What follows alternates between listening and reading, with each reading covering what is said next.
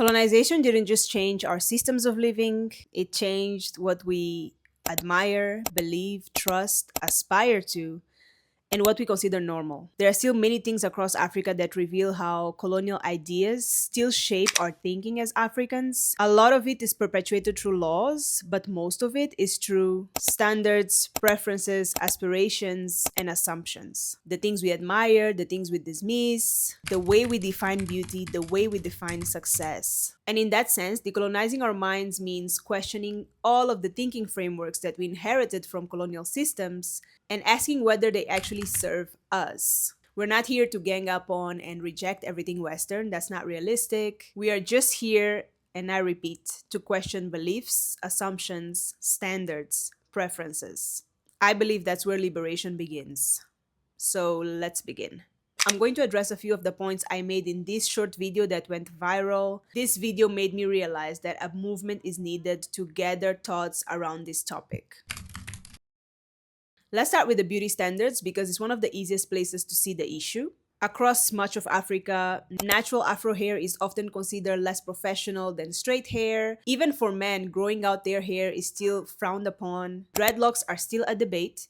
They are usually associated with negative connotations, when it's simply a way of growing afro hair in glued parts. Meanwhile, many people, especially women, reserve straight hair for special occasions as a way to show their class, economic status, because it's seen as more polished, more sophisticated, more presentable. We know where these ideas come from. We know who decided that the hair that naturally grows out of African scalps is less than. But I still can't believe that so many people feel the pressure to alter their appearance in order to fit into standards that weren't created with us in mind. In fact, those standards were created to subjugate us. We must really look in the mirror and evaluate why we value certain looks over others and really snap out of this psychosis, because it is a psychosis. The same applies to skin lightening. Across the continent, billions of people spend money trying to become lighter. Think how strange that is, removing their precious melanin, killing their precious melanin cells, chasing an ideal of beauty that they believe will make them more attractive, more successful. That's another psychosis we all have to snap out of.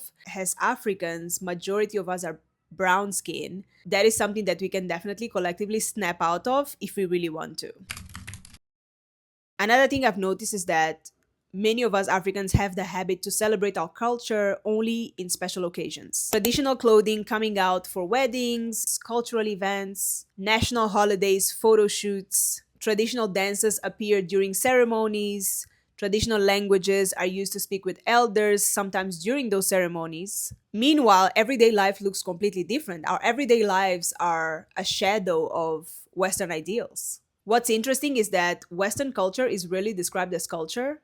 It's simply treated as normal, the standard. A suit is professional, jeans are casual, traditional African outfit is cultural. Both are cultural. It's just that one has been normalized to the point where we don't see it as culture. And that's worth thinking about. Why do so many Africans enjoy expressing their culture occasionally, but hesitate to integrate it in everyday life? Why are certain cultural expressions considered modern while others are seen as traditional? Why is the modern culture allowed to evolve and the traditional one stays stuck in time and only comes out for ceremonial purposes? Those questions reveal a lot about how we see ourselves as Africans and how comfortable we are with our culture. All aspects of it. How often do we trust imported products more than local ones? Very often. People will choose to buy something because it comes from abroad. The problem is beginning with the assumption that foreign is automatically better, which is not always the case. Not every local product is excellent, but not every imported product is excellent either. If local products must always prove themselves whilst imported products gain immediate trust, then we're not making objective decisions anymore. We're operating from a mindset that extends beyond products. It also affects how we see local businesses, local expertise, local innovation, and even local solutions. We tend to downplay them, we tend to take them for granted. Most times, Africans won't fully appreciate something until it receives recognition from Europe or America. Suddenly, once the outside validates it, now it's valuable and everyone can see its value. But why do we need permission to appreciate what we already have? Why do we need someone else to tell us that something is valuable? Why do we need someone else to tell us that something is good before we believe it? Food for thought. One of the biggest examples of colonial thinking is the way we define development. Ask people to imagine a developed city, and they straight away think of skyscrapers, glass buildings, highways, modern business districts, lifestyles that resemble Europe, North America, and parts of Asia. But what if development isn't supposed to look the same everywhere? What if true development is a society fixing their problems as effectively as they can? Somewhere along the way, as Africans, we are equating development with imitation. We don't even care about analyzing if something works for us, for our environment, for our climate. We are just copying things, and all we care about is if it looks Western. We are obsessed with replicating the Western model, which is not even proven to be that great. More on that on a future video, because I have notes. Anyway, the goal of development should never be to copy another place. The goal should be to become the best version of ourselves. African development should focus on progress, not on imitation. In case you don't know me from anywhere else, I am a travel content creator. I've been traveling East Africa since 2022. I'm originally from Mozambique, a country that has been colonized to its guts. The Portuguese really wanted to stay in Mozambique forever because they went in making sure that everything we had was erased. They erased our history, they brainwashed us into adopting their ways of living. So I wanted to experience a different side of Africa. I came to East Africa, I've seen Rwanda, Uganda, Kenya, Tanzania. I've also visited South Africa countless times, I've visited Namibia. And living in different African countries has completely changed the way I see all of this. I've met people who deeply value their African culture. I've met artists, artisans. I've seen incredible creativity, innovation, entrepreneurship, pride, a lot of African pride. More than what I see back home because most people back home are trying to assimilate to the colonizer standards, basically. Including me, I'm also guilty of trying to assimilate in the past.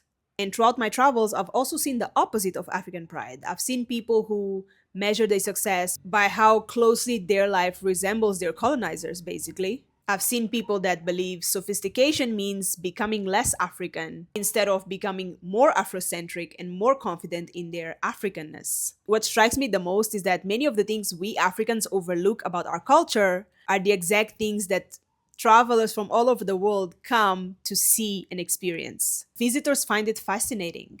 The food, the dances, the traditional clothes, the stories, the urban vibe. Sometimes it takes someone from the outside to come in and makes us value what we already have, and that's sad. It's quite very sad. At the same time, I see reasons for optimism everywhere. Every time I go to an African market, I see what the artisans are making. I'm like, this is beautiful. This is luxurious. This is what more of us should be appreciating and buying and patronizing. I see African women embracing their natural hair. I see local designers creating Afrocentric clothes. I see creators like me telling African stories from an African perspective. I also see more Africans traveling the continent and discovering cultures beyond their own. Those are signs that things are changing. Slowly but surely, and I'm very, very optimistic. This is why I care about this conversation. Traveling Africa helps me see the damage and the potential. I'm an optimistic person, so I have to focus on the potential. That's why I created this movement, Africanize. I believe the future of Africa depends on not only changing our circumstances, but also changing the way we see ourselves. We need a lot more self-esteem, a lot more self-love, a lot more pride in ourselves. Colonized mind isn't one that speaks English or any other colonial language. A colonized mind is one that believes its own culture, people, ideas, and solutions are automatically inferior. The goal of Africanize is to help mitigate this harmful mindset, and this is the beginning. See you soon.